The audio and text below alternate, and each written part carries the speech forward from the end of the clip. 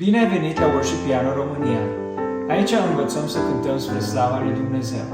Fiecare lecție te va ajuta să cânți după ureche cântări creștine. Hai să începem! Bun venit la o altă lecție de bază. În această lecție dorim să vorbim despre acorduri, și anume acordul major, acordul minor, acordul augmentat și acordul diminuat. Să începem cu acordul major. Acordul major este format dintr-o terță mare și o terță mică. Dacă nu cunoști intervalele, atunci te rog, uite-te la lecția pe care am făcut-o cu privire la intervale.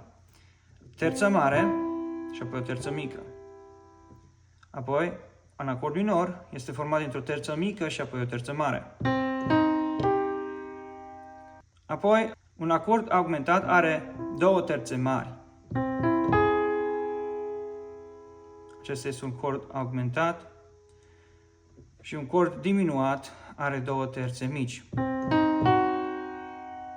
Acesta este un acord diminuat și acordul diminuat în worship noi de obicei o să-l prindem în 4 tonuri.